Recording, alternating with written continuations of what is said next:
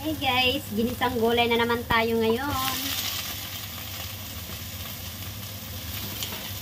Ito, repolyo. Saka meron siyang cauliflower. Saka beans. Yan ang ating dinner guys.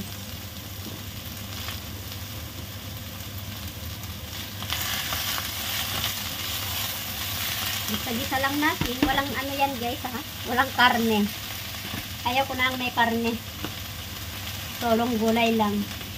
Yan, gisa lang natin siya ng solong gulay.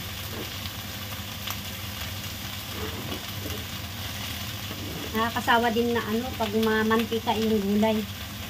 Maganda yung ano, wala siyang karne.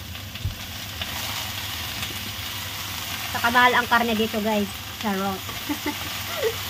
Hindi naman. Nakakabili naman ako pag gusto ko guys. Kaso lang, ayaw ko lang may karne ngayon.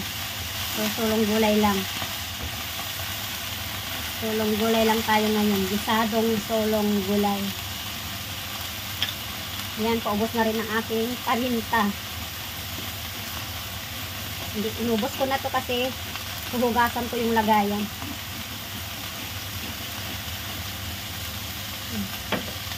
Lagyan natin ng konting toyo. Light sauce.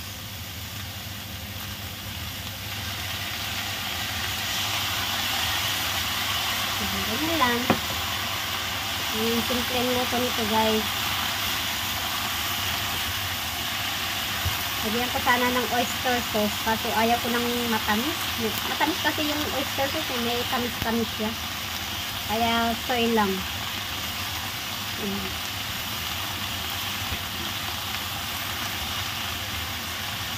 Light sauce lang nilagay ko, saka lalagyan natin ng magic sarap. Ito na ang pampasarap.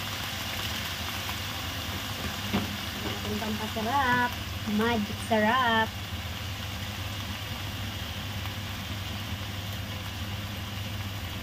Yan.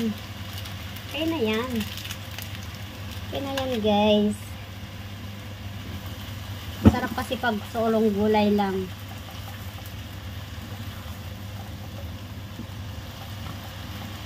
Ganyan lang ang pagluluto ng gulay. Simple. Simpleng ulam pero healthy siya.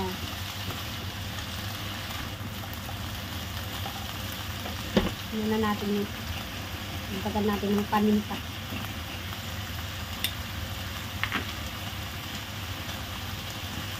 Lalagyan natin ng konting tubig para maluto yung gulay. Kasi magtutubig pa yan guys.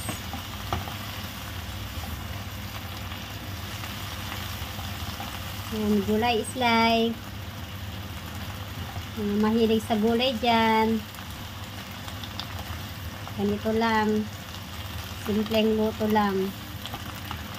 Walang karne-karne.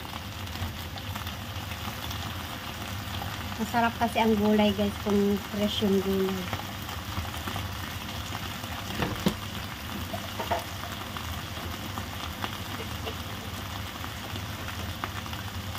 Yan lang guys. Thank you for watching. Bye-bye. Ito lang ang aking ulam ngayon. Simpleng gulay lang. Yan, gisadong gulay. Broccoli ay ano, cabbage, beans with cauliflower. Yan lang guys. Thank you for watching. Bye-bye.